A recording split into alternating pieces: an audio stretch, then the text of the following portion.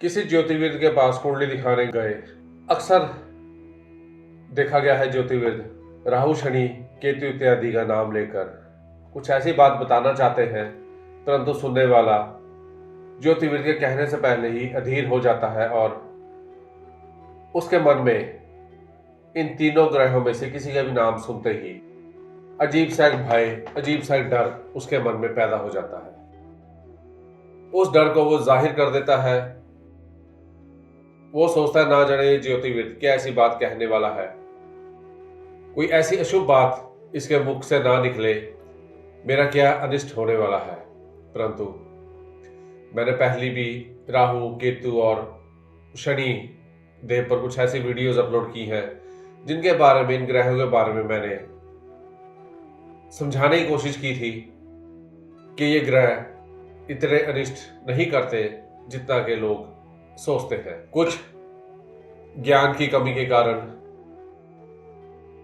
या कुछ ज्योतिष में कुछ ऐसे अनिष्ट इन ग्रहों कारण हुआ करते हैं। कहीं से सुन पढ़कर वो बातें दिमाग में बिठा ली गई हैं कि ये ग्रह ना जाने क्या बुरा कर देंगे, परंतु अचानक धन की प्राप्ति करवाने वाला ग्रह राहुदेव है। शनिदेव के सारे सुख हैं, बुजुर्गों के, कारखानों के,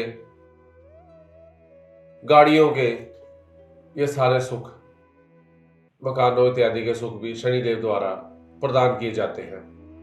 मान प्रतिष्ठा, पुत्र का सुख इत्यादि और भी कई मिलती जुलती बातें हैं। पहले वाली वीडियोस में इनका खुलासा कर चुका हूं। आज थोड़ा सा सिर्फ एक परिचय सा करवाने की कोशिश कर रहा हूं कि इन ग्रहों के क्या सुख होते हैं। परंतु कोई भी इंसान यदि इन ग्रहों के संबंधित मंदे काम करने लग जाए, तब ये ग्रह अपना अनिष्ट फल देने से बिल्कुल भी नहीं कतराते। तब ये ग्रह अपना अनिष्ट फल दे दिया करते हैं। ये थोड़ी सी बात बतानी इसलिए आवश्यक है क्योंकि आज हम एक ग्रह राहुदेव के बारे में बात करेंगे, किस प्रकार अपना फल दिया करता है। एक ही भाव से संबंधित बात करेंगे क्योंकि वो भाव, मैंने पहले भी बात समझाने की कोशिश की थी कि जीवन चक्र कुंडली में किस प्रकार चलता है। प्रथम भाव से लेकर द्वादश भाव तक कौन कौन से रिश्ते विचार किए जाते हैं, जीवन के कौन से उतार चढ़ाव इन 12 भाव से विचार किए जाते हैं, इनके बारे में बात समझाने की कोशिश की थी। छोटे छोटे उपाय जिससे जीवन बदल जाए, जीवन आनंद में हो जाए, श्रृंखला में चंडीगढ़ से मैं परमिंदर सिंह तिरन आप सबका स्वागत करता हूं यूट्यूब चैनल परमिंदर एस्ट्रो ज्ञान पर।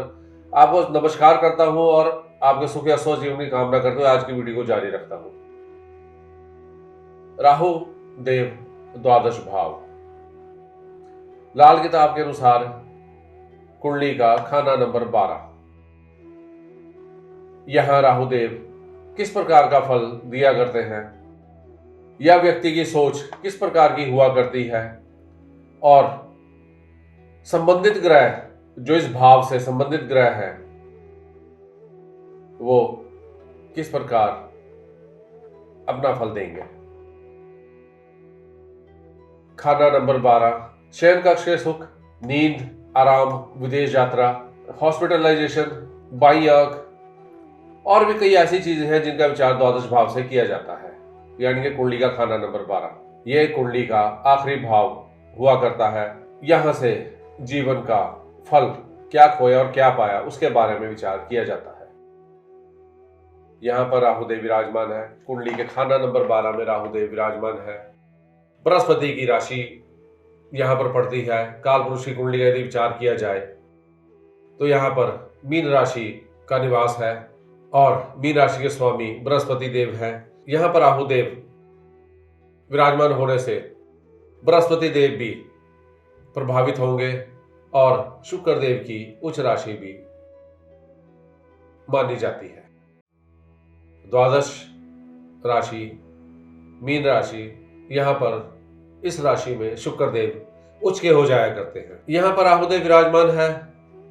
क्या फल देंगे? बृहस्पति और शुक्र दोनों को प्रभावित करेंगे। जीवन की सुख सुविधाएं, पत्नी, बृहस्पति संबंधित वस्तुएं, पिता पुत्र गुरु, ये सब चीजें प्रभावित होंगी, क्योंकि राहु देव का प्रभाव यहाँ पर अधिक प्रभाव डालेगा काल पुरुष की कुंडली का विचार ना करते हुए, क्योंकि काल पुरुष की कुंडली के अनुसार शुक्र की उच्च राशि और बृहस्पति की मीन राशि यहाँ पर मानी जाती है, और लाल किताब के अनुसार इस भाव को, कुंडली के खाना नंबर 12 को राहु का हेडक्वार्टर भी माना गया है, राहु का मुख्यालय भी माना गया है। यदि राहु यहाँ पर विराजमान है तो उससे संबंधित जो अन्य ग्रह हैं, शुक्र और बृहस्पति, ये भी प्रभावित होंगे। ऐसे व्यक्ति के ख्याल काफी अलग प्रकार के होंगे। ऊंची सोच का मालिक ऐसा व्यक्ति होगा, परंतु लाल किताब कहती है तू सोचे कुछ और, होगा कुछ और। राहु देव खाना नंबर 12 में लाल किताब के अनुसार व्यक्ति सोचता है कुछ और होता है कुछ और। यहां पर विराजमान राहु देव ख्याली पुलाव पकाने वाला जातक, ऐसा लाल किताब के अनुसार माना जाता है। ऐसे जातक के ख्याली पुलाव पका करते हैं, शेख चिल्ली वाली बातें किया करता है, पत्नी को वादा करेगा तेरे लिए ताजमहल बनवा दूंगा, लाल किला खरीद कर वहां पर रहेंगे। यानी कि वो ऐसी बातें मन में विचार कर लेता है, ऐसी बातें कह देता है जो किसी भी आम इंसान की सोच से परे की बातें हुआ करते हैं। काफी ऊंचे ख्याल, काफी ऊंची सोच हुआ करती है ऐसे जातक की, एम्बिशियस हुआ करता है ऐसा जातक, काफी बड़े बड़े वादे करने वाला, बड़ी बड़ी सोच रखने वाला, जिस कारण रात की नींद ऐसे व्यक्ति की हराम हुआ करती है, क्योंकि मन में सोच काफी बड़ी है जो ऐसे व्यक्ति को रात को नींद नहीं आने देती।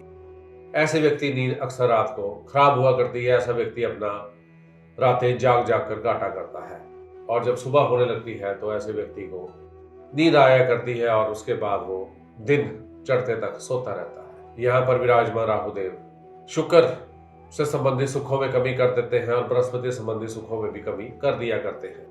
शुक्र और बृहस्पति सुख कौन से हुआ करते हैं, किन चीजों से शुक्र देव और बृहस्पति देव संबंधित है, जीवन के कौन से ऐसे वो पदार्थ है जो इन दोनों ग्रहों द्वारा मिला करते हैं, परंतु राहु देव के यहाँ होने से ये दोनों ग्रह प्रभावित होते हैं और अपना फल अशुभ कर दिया करते हैं।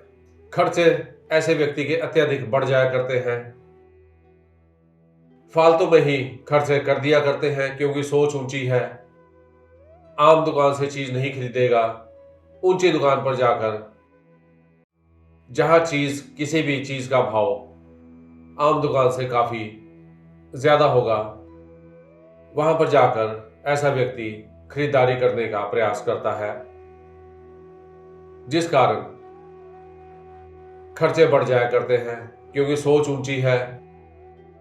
यदि ऊंट हाथी पालने हैं तो घर के दरवाजे भी बड़े रखने पड़ते हैं, वो बात है।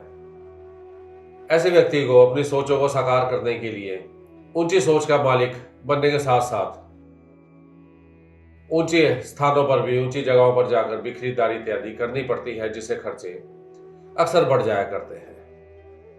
रात की नींद परेशान, सोचता बहुत कुछ है, परंतु जो लिखा है मिलेगा वही।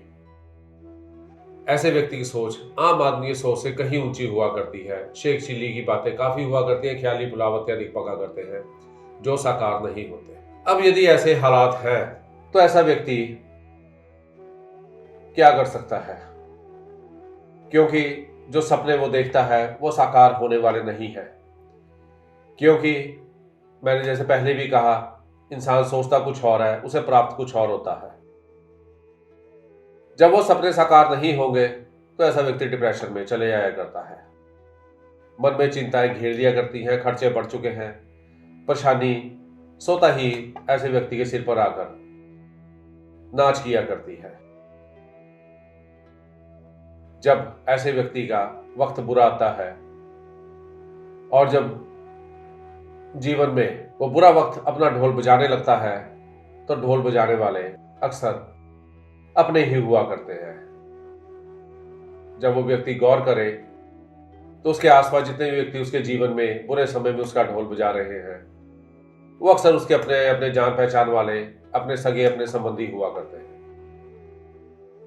अब यदि राहु खाना नंबर 12 में व्यक्ति को इस प्रकार की परेशानी दे रहा है और व्यक्ति डिप्रेशन इत्यादि में आ गया है, तो ऐसा व्यक्ति क्या करे?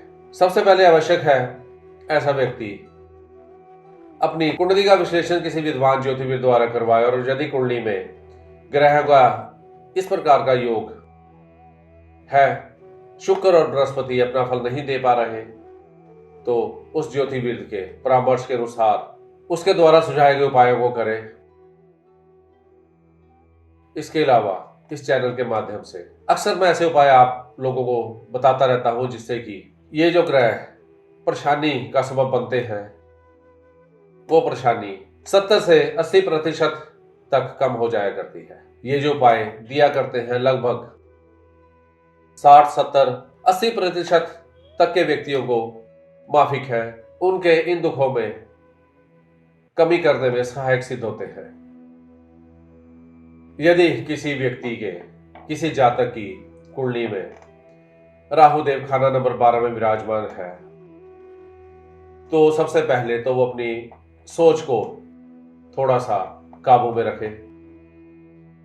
दिमाग में विचार बनाकर रखे कि मैंने उतना सोचना है जितना मैं कर सकता हूं। इसके अलावा लाल किताब के उपाय के अनुसार 1-1 किलो सिक्के के 12 टुकड़े करके ऐसा व्यक्ति साल में एक बारी अवश्य ही जल प्रवाह करे। परंतु सिक्के के 12 टुकड़े जल प्रवाह करने से पहले किसी विद्वान ज्योतिषविद की राय लेना थोड़ा सा आवश्यक है, क्योंकि यदि वो ये 12 सिक्के के टुकड़े जल प्रवाह कर रहा है तो कहीं कोई और अन्य ग्रह तो नहीं है जो इस उपाय करने से खराब हो जाएगा और ऐसे व्यक्ति की परेशानी बढ़ सकती है। इसलिए इस उपाय को करने से पहले विद्वान ज्योतिषविद की सलाह लेना थोड़ा सा आवश्यक है। छोटे छोटे उपाय जिससे जीवन बदल जाए, जीवन आनंदमय हो जाए श्रृंखला में चंडीगढ़ से मैं परमिंदर सिंह तरहेन आपकी सेवा में कुछ और ऐसी वीडियोस लेकर हाजिर होता रहूंगा जिसके आपके ज्ञान में वृद्धि होगी, जीवन की कठिनाइयों से निजात पाने में सहायता मिलेगी। मेरे इस चैनल को सब्सक्राइब करें, वीडियो को लाइक और शेयर करें, अपने दोस्तों में, अपने सगे संबंधियों, अपने जान पहचान वालों में, व्हाट्सएप ग्रुप में, फेसबुक पर, इंस्टाग्राम पर, अन्य सोशल मीडिया जो भी आप लोग इस्तेमाल करते हैं उन पर अधिक से अधिक शेयर करें, ताकि अधिक से अधिक लोग ज्योतिष के महाविज्ञान के ज्ञान का लाभ उठा सके, उसका पुण्य आप भी प्राप्त कर सके। कर भला हो भला, भला करते रहे, आपका भला स्वतः ही होता रहेगा। इस ज्ञान का विस्तार आप अपने जान पहचान वालों में, सगे संबंधी, मित्रों आदि में करते रहे ताकि उन्हें भी इस ज्ञान से लाभ की प्राप्ति हो। आने वाली वीडियो में कुछ और ऐसे बेहद रोचक ज्ञानवर्धक और लाभवर्धक जानकारी लेकर आपकी सेवा में हाजिर होता रहूंगा। आने वाली वीडियो तक के लिए आप सबको मेरा प्यार भरा नमस्कार।